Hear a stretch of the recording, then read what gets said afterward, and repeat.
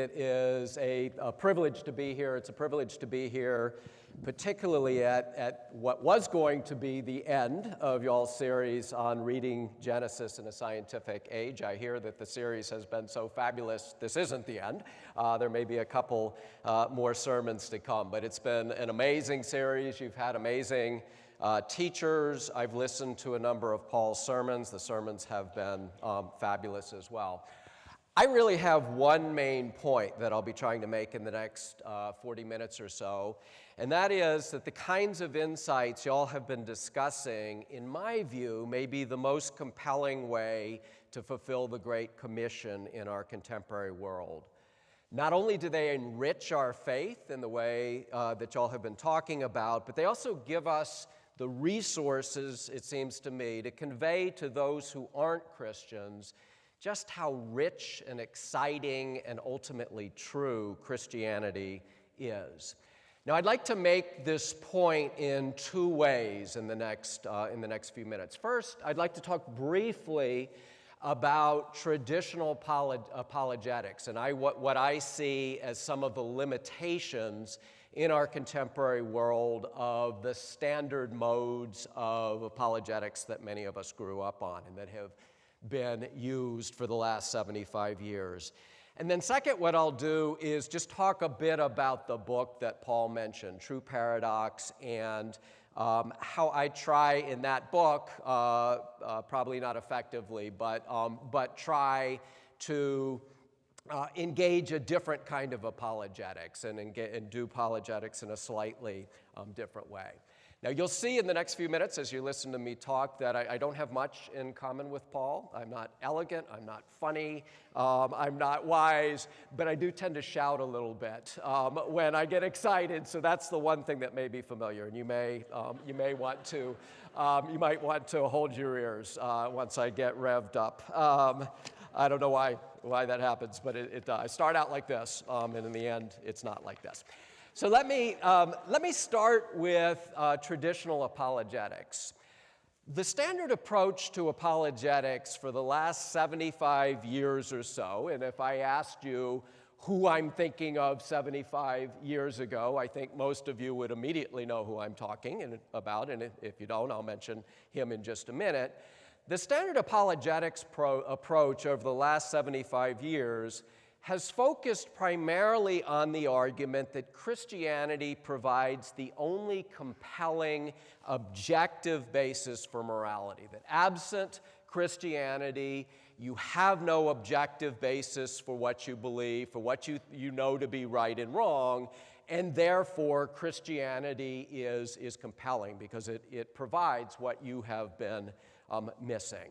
So 75 years ago, the apologist most of us read, and who for many of us was a key part of us becoming a Christian, was C.S. Lewis. C.S. Lewis in the 1940s gave some radio talks in England. Those talks later became Mere Christianity, came out in 1952, the most important book of apologetics written in English in the 20th century, and probably more than the 20th century. What does Mere Christianity do? Mere Christianity does a lot of different things, but the basic argument is an argument that we all believe there is an objective basis for morality. We all believe in right and wrong, and we all believe in right and wrong from a very early age. And he starts out with an example about how children fight about things that are fair or not fair. He says, we all believe in right and wrong. We all recognize that we violated that moral structure that there is in the universe, the ultimate rules of right and wrong. And we all need to, we all are guilty, and we all need to be reconciled to the author of right and wrong. And he goes on from there to talk a little bit about theology, a little bit about Christianity's implications for a number of different issues. But the basic argument is we all believe in right and wrong, and once we recognize that, we'll start to look a little more carefully at Christianity. And C.S. Lewis was talking to an audience of people who had all gone to Sunday school as kids.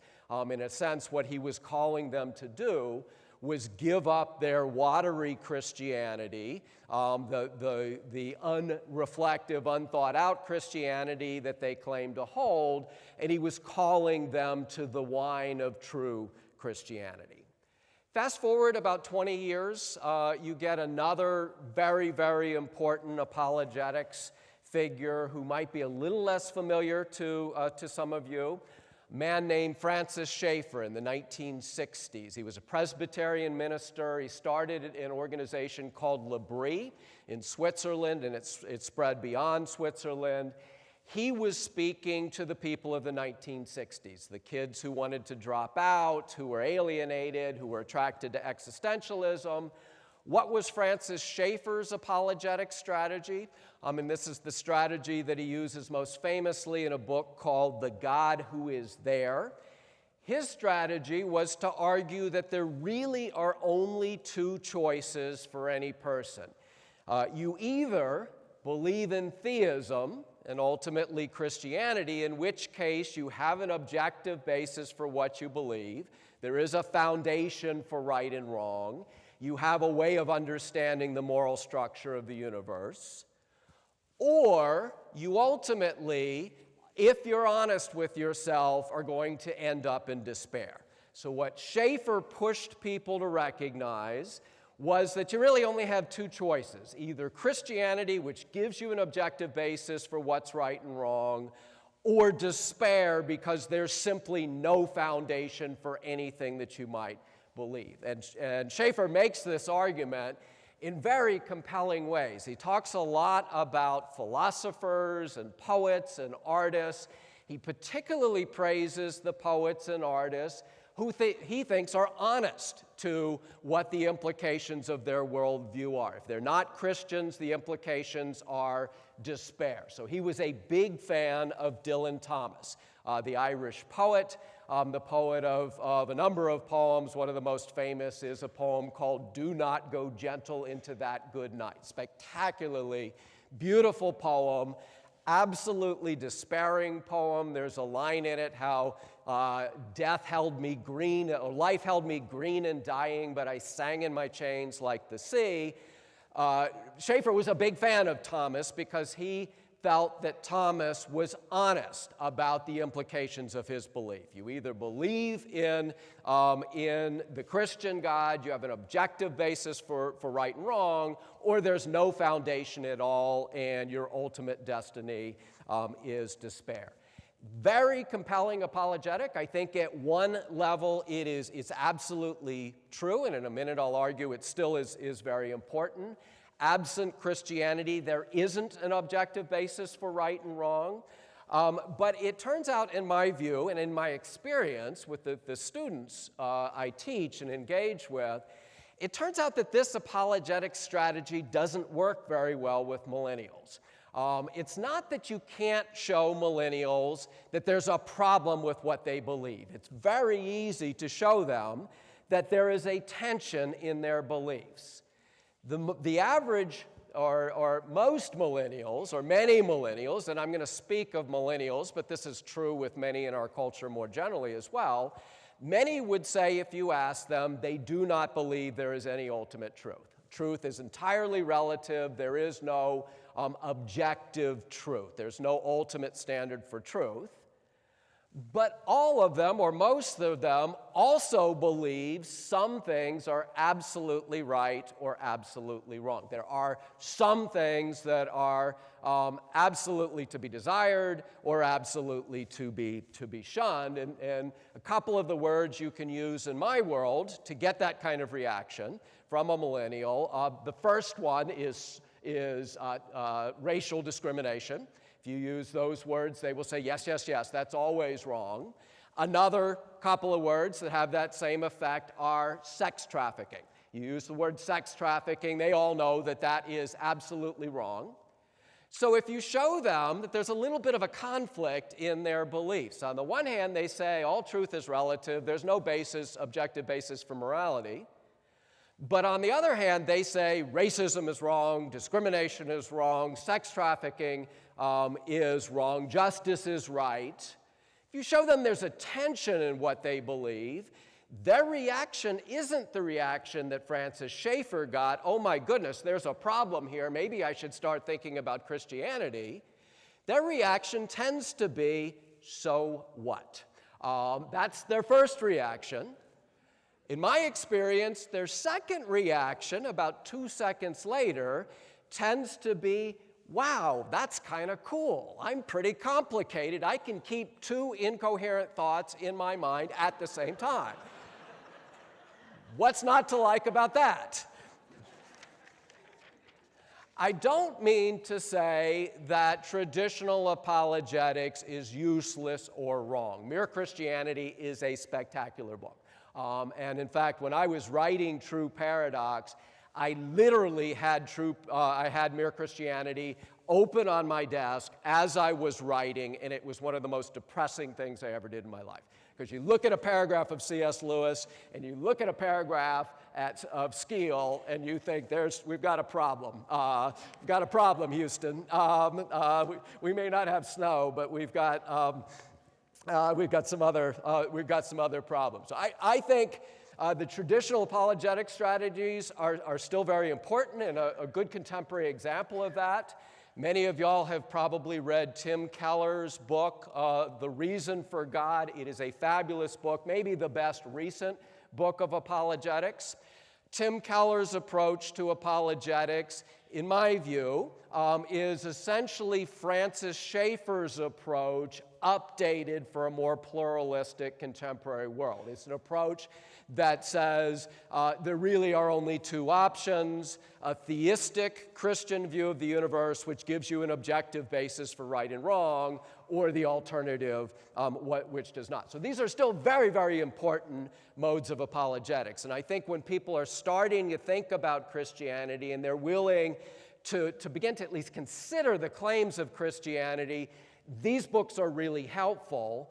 But it seems to me that we need an approach that's one step further back, that is a little bit more geared to reaching the contemporary culture where they are. And where they are is thinking there's no reason to take Christianity seriously. I don't care about Christianity, is the average millennial's response. And most millennials now didn't grow up in Sunday school, so there's no Sunday school training that you can call them back to. So how might a contemporary apologetics reach millennials in particular, our culture in general, a little more effectively? Or what is missing from the traditional modes of apologetics? It seems to me that a contemporary apologetics needs to do two things to break into the worldview of our contemporary culture. The first thing it needs to do is it needs to engage the narrative of scientific progress. The default viewpoint, the default worldview of most people today is a worldview that goes something like this. 200 or 300 years ago, there were lots of things we didn't understand about the world. We didn't understand the relationship between the heavens and the earth. We didn't understand how the solar system works. We didn't understand what an atom really looks like. Back then, the argument goes, God was the default answer. The answer was, we can't understand this, so it must have something to do with God. But the narrative or myth of scientific progress says, since then, we've begun unraveling all of these mysteries. We know how an atom functions. We know what the solar system looks like. We know roughly how old the universe is. In this world, the narrative goes, we don't need Christianity. Christianity's role is no longer relevant. An apologetics that does not engage that narrative head on is not going to reach people in our contemporary world. The second thing, in my view, that a contemporary apologetics needs to do is it needs to say something about social justice. People in the current generation, in a way that's different from my generation, for instance, care deeply about social justice. They've seen injustice, and they long to be part of promoting justice, it seems to me an apologetics that's going to be effective needs to speak into that longing as well. So how do I try to do this in True Paradox? That's the rest of what I'd like to talk about for the next 20 or 25 minutes, is how in True Paradox I at least start towards an apologetics that tries to do these two things, tries to engage the narrative of scientific progress and says something about social justice. So the starting point of True Paradox is a widespread perception in our world. Probably all of you have encountered this, and Paul alluded to it when he was doing his introduction a few minutes ago, a widespread perception that the complexity of the contemporary world is an embarrassment for Christianity. The argument is that 2,000 years ago, people might have needed something like Christianity, but the world has advanced so far, it's so complex, how could a 2,000-year-old religion like Christianity possibly have anything useful to say in our current world? As I was writing True Paradox, I got versions of this argument, even from the atheist friends who were trying to help me with the project. Two different friends used the same two words to describe Christianity that Paul also used a few minutes ago. And I'll read a quote from one of these friends who used these words and made this argument. This friend is or was an atheist postdoctoral student at Penn in the medical school who was my conversation partner for a lot of the writing of True Paradox. When I had written a draft of True Paradox, he sent me back a long email with all kinds of questions and comments and thoughts. It was extraordinarily helpful. And he started out the email with a paragraph that said something along the lines of, I think this book is really interesting. I found myself scratching my head at times. And you know where this is going if you've gotten emails like this. But. And the but was the heart of the sentence. And what came after the but, after the nice things he said about the book, was this. This is the quote from the email. And he gave me authorization to quote the email publicly. Christianity appears to be not much more than a human creation of Bronze Age peasants derived from wholly unexceptional and largely fictional narratives. This is a friend of mine telling me what he thinks about where my hope is. And the key words there are Bronze Age. Until I walked in here this morning, I had not heard the term Bronze Age outside of these emails from my atheist friends talking about Christianity. So their perception is that the complexity of the contemporary world is an embarrassment for Christianity. It's just a Bronze Age religion. It can't tell us anything today. The argument of True Paradox is that when you look at many of the subjective puzzles and paradoxes of our experience, the biggest puzzles of what it means to be human, this widespread perception is actually exactly backwards. And that with things like, why do we have consciousness or the ability to make ideas?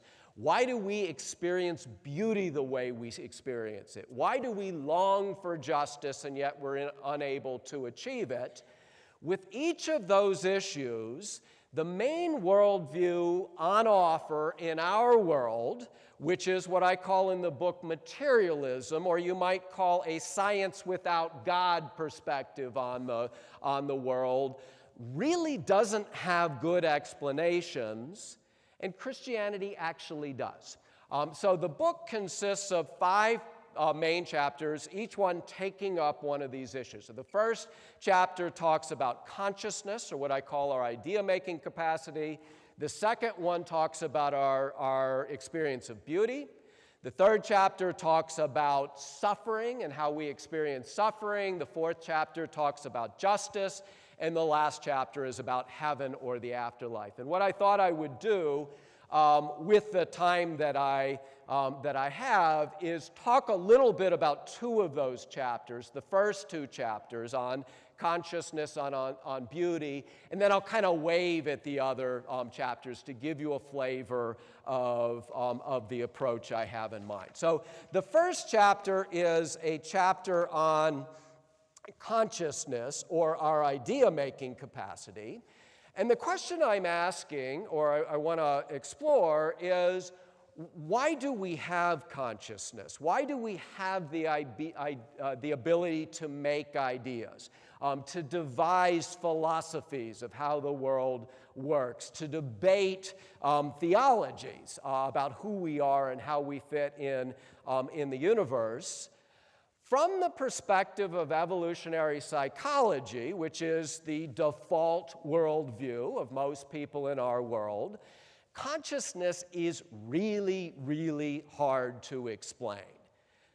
10,000 years ago, 15,000 years ago, on the ancient savannah, when ancient humans were just getting going, you could imagine why they might need basic language skills, the ability to plan at some basic level so that they could hunt better, for instance. It's really hard to imagine why they needed the ability to debate philosophical ideas or visions of who we are in the universe.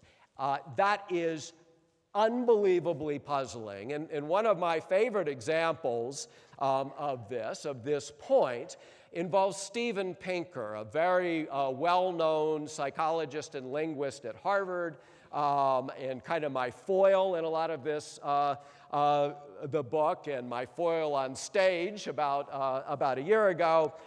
Steven Pinker has a 600 or 700 page book called How the Mind Works. Really interesting book. He's a really good writer. And he makes an argument that the mind is like a computer, and he develops a computational idea of how our mind works. But when he gets to the question of consciousness, about 300 or 400 pages into the book, and he says, well, what role is consciousness playing? Why do we have consciousness? He essentially says, we don't have a clue.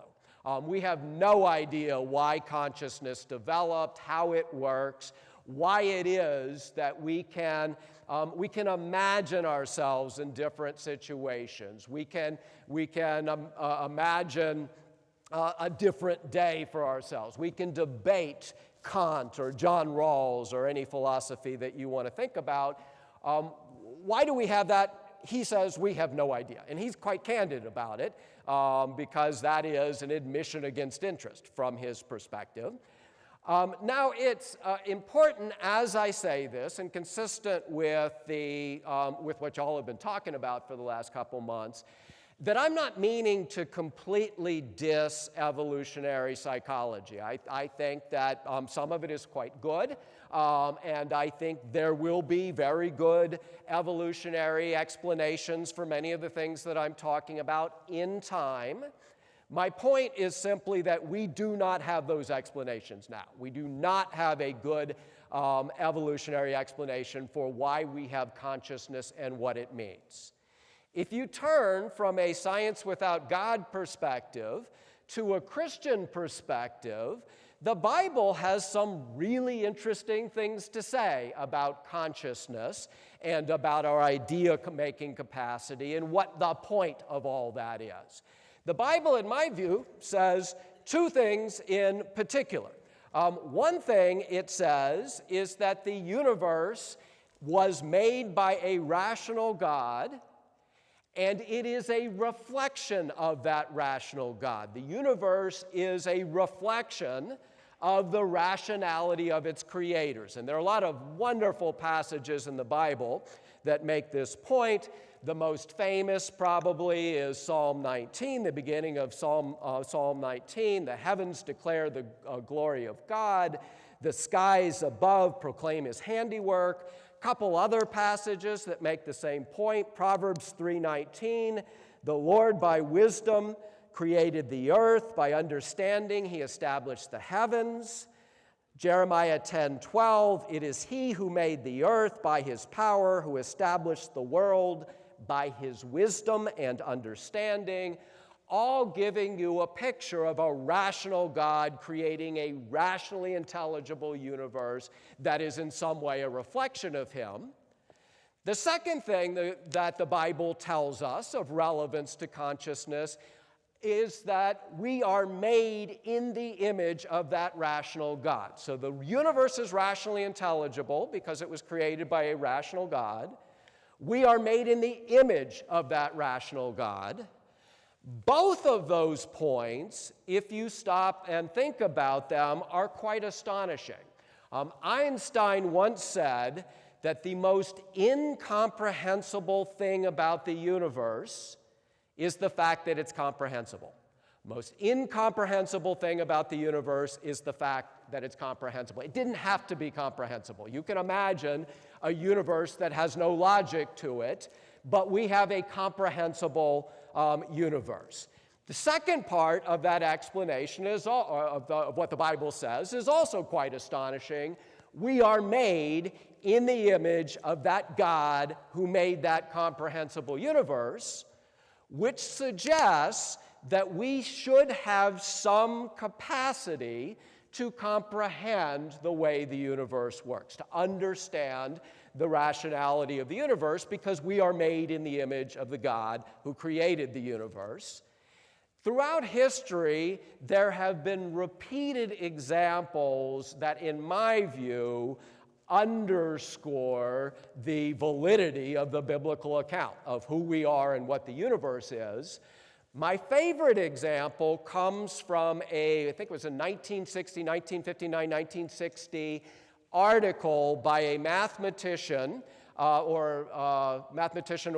think it was mathematician, not a Christian. It's an article in the scientific literature called "The Unreasonable Effectiveness of Mathematics in the Natural Sciences." The unreasonable effectiveness of mathematics in the natural sciences. Wonderful article, and what the article talks about is the remarkable number of times throughout history that artificial mathematical concepts that were created simply to complete abstract theorems that had no obvious relevance to the world turned out to be essential to understanding the world.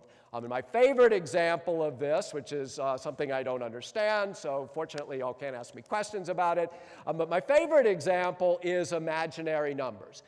Imaginary numbers, and I think the square root of -1 is an imaginary number. You probably have some mathematicians who can actually explain this. Imaginary numbers were devised 200 or 300 years ago by mathematicians simply to complete theorems. It turns out that imaginary numbers are essential to understanding subatomic physics.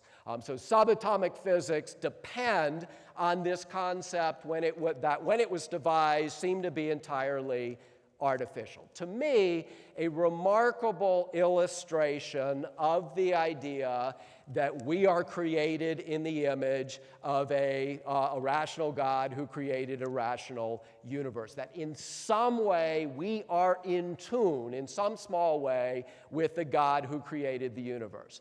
Now, from a science without God perspective, these examples are just mind-boggling. It's as if we hit the cosmic jackpot. We just happen to have the kind of brain that happen to be capable of devising these beautiful ideas which just happen to be relevant to understanding the world. From a Christian perspective, this isn't surprising at all. This is what the Bible tells us to expect about who we are and what our relationship to the universe is. The second chapter of the book is a chapter about beauty. And my strategy in the chapter is quite similar. I motivate it with an example, talk a little bit about what evolutionary psychology has to say about beauty, and then about what Christianity has to say about beauty. And what I'm trying to get at in the chapter, when I say I'm talking about beauty, is that sense of transcendence that almost all of us have, at one time or another in the presence of beauty, whether it is a beautiful landscape or a beautiful piece of music or a beautiful piece of art. That sense of being transported in the presence of beauty. And I give an example at the beginning of the chapter from my own life. And this example is an example that took place after my second year of college. After my second year of college, I wasn't a Christian. This was when I was in the process of just beginning to take Christianity seriously. Two friends and I decided that we were going to go out west to find ourselves, that we were going to go out to California, we were going to spend the summer out in California, and we were going to hitchhike up the coast of California. Back then it was still possible to hitchhike. It wasn't crazy to hitchhike. It was a little bit dangerous, but you could do it. Our game plan was we'd hitchhike around California and the West Coast. We'd find ourselves. We'd stop every week or two. We'd find a really high-paying job that would pay for us for the next bit of hitchhiking, and we'd do that all summer. High-paying job, hitchhike, high-paying job, hitchhike.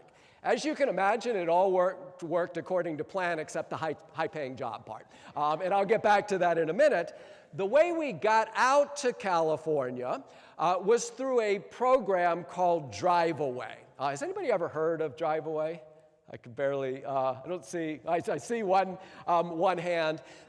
Drive Away was maybe the world's worst business idea ever.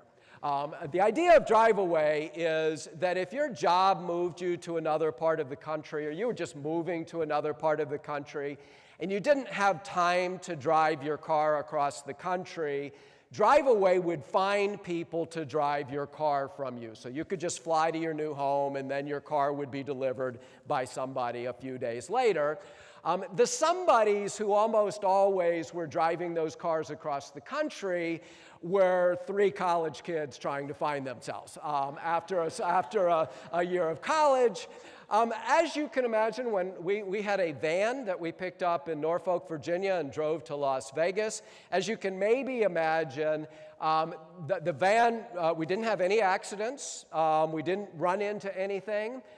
So the van was still functioning when we got to Las Vegas, but it was not the same van anymore. It had been driven 24 hours straight and had done lots of other things vans aren't supposed to do.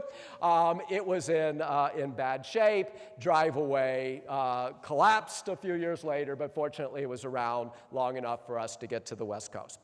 As I said, when we got to the West Coast, we hitchhiked around. It was fascinating. We didn't find those high-paying jobs.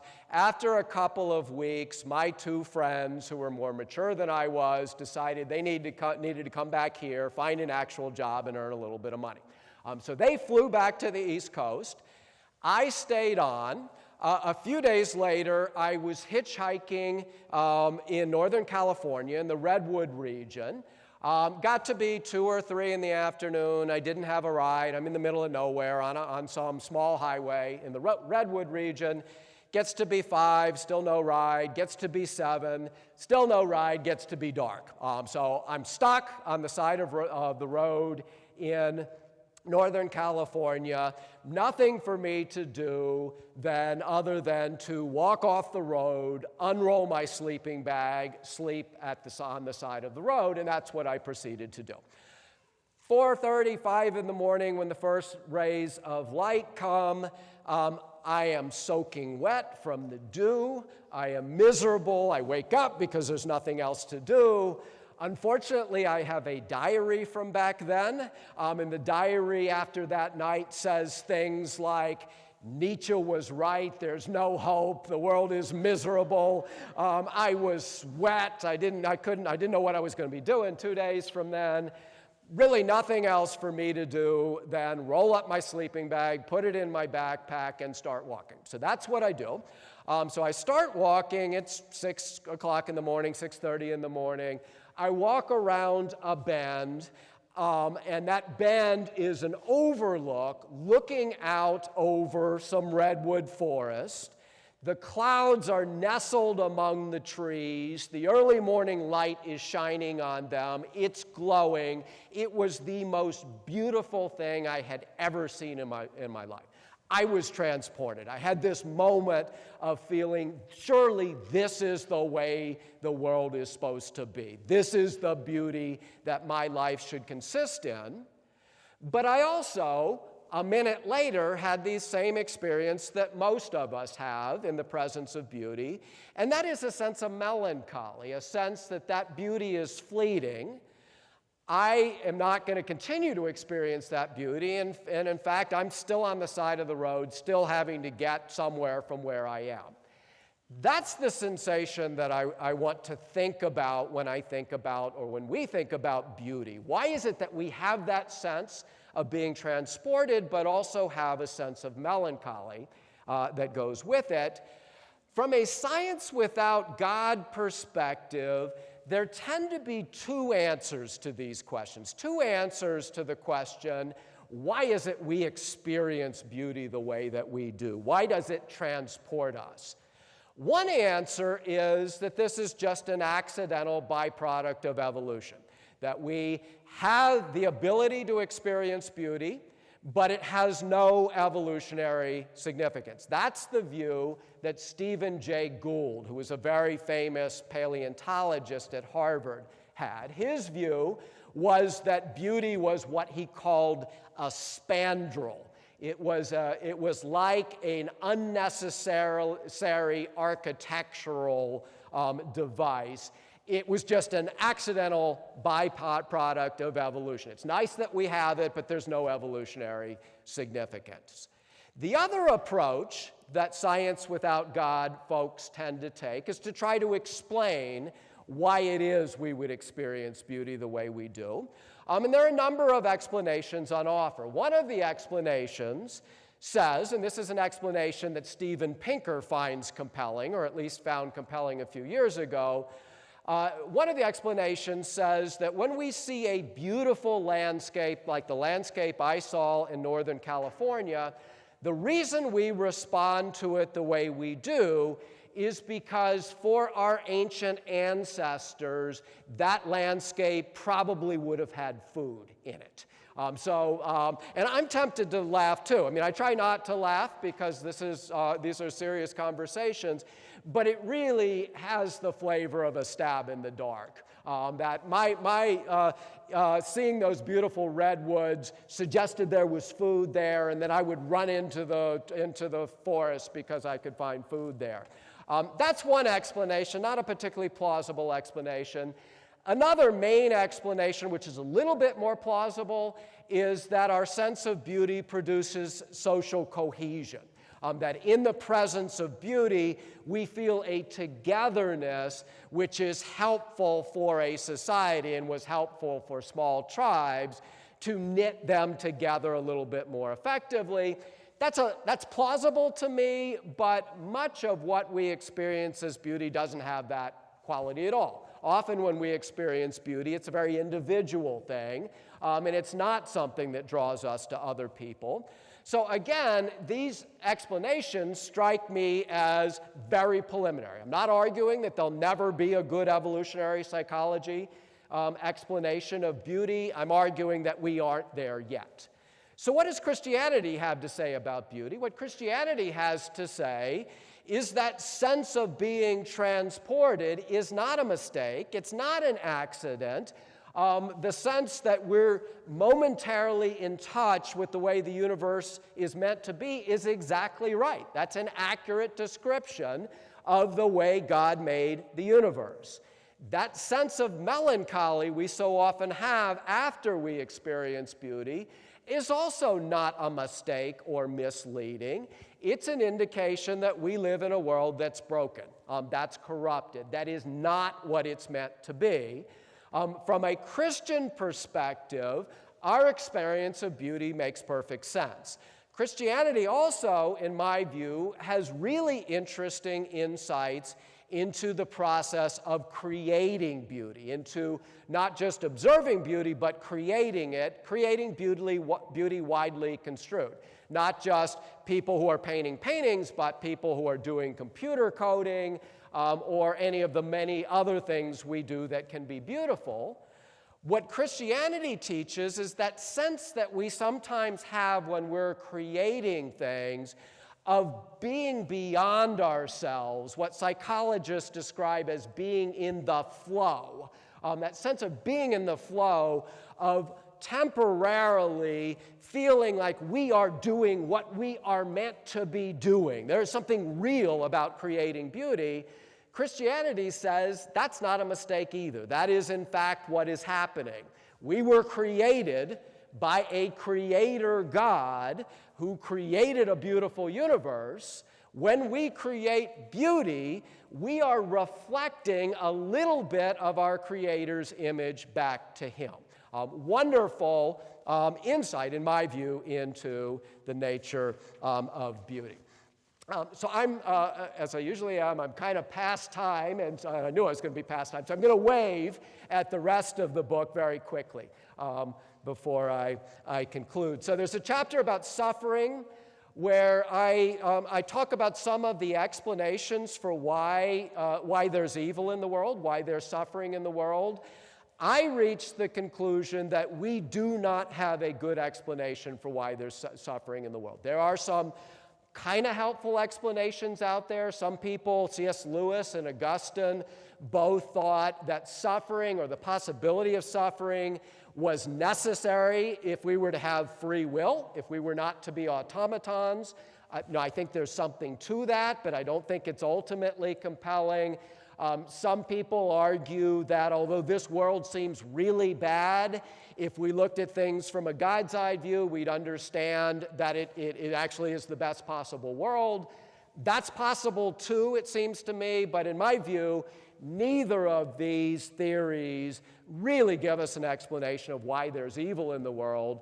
I don't think it's accidental that Job is never given an explanation for his suffering. I think God did not intend for us to know now why there is suffering in the world. So suffering's a mystery for Christianity, but the way we experience suffering is a mystery for other worldviews. If we were truly naturalistic, we wouldn't experience suffering as wrong. Christianity much better explains that, in my view, and Christianity also teaches us that God is not aloof from our suffering. God jumped into the pool with us in Jesus Christ. There's a chapter about justice, which I would love to talk about, but don't have time to talk about, and our longing for justice. Why is it that we both long for justice, but we're incapable of achieving justice? Christianity has a lot to say about that and to say about justice. In the last chapter, I talk about the afterlife and heaven, and I raise questions such as why in the Renaissance paintings of heaven and hell is hell so cool and heaven so boring? Talk about that a little bit. I also raised the question, will there be lawyers in heaven? And I don't know why people always laugh when I say that. I believe there will be lawyers in heaven, and I'd be happy to explain it later. And I think it is related to some of our misconceptions about what heaven is. I don't believe heaven will be all of us just standing around. I think heaven will be interesting and complicated, and we need lawyers to help us with that. I'll give you my card after the service. And I conclude the book, and I'll conclude these remarks by making an argument, and this is an argument that's drawing from a fabulous book by the theologian N.T. Wright called Surprised by Hope, making an argument that all of the things that I've been talking about, the way beauty transports us, the way we long for justice, those actually, from a Christian perspective, are glimpses of heaven breaking into our daily life. There are moments when we experience heaven now, not just as something in the future. And that's the picture that the Bible gives us of heaven. The Bible doesn't tell us heaven is something way off there in the distance. It is off in the distance. But the Bible also tells us that the kingdom of God has been inaugurated in Jesus, and that heaven is with us on a moment-by-moment basis, and that God is engaged in an eternal reclamation project. We don't have justice today, we don't have pure beauty today, but God has promised that's where the world is headed. What that suggests is that when we embrace that God through Jesus, the little contributions that we make to beauty, the little contributions we make to justice, may have eternal significance. They are part of God's eternal reclamation project, and it seems to me that that message about what Christianity is the kind of message that the world needs, and particularly needs now. Let me close on that note and close us in prayer. Father, thank you that you are engaged in an eternal reclamation project, that you have promised there will be a new heavens and a new earth. You will transform everything that we see around us. And we thank you that even though we're broken vessels, we're sinful, we're fallen, you've chosen to make us part of that. And in Jesus, you've chosen to reconcile us to yourself and to be part of that new heavens and new earth. And we just rejoice in that. Thank you for that, and thank you for Jesus, in whose name I pray. Amen.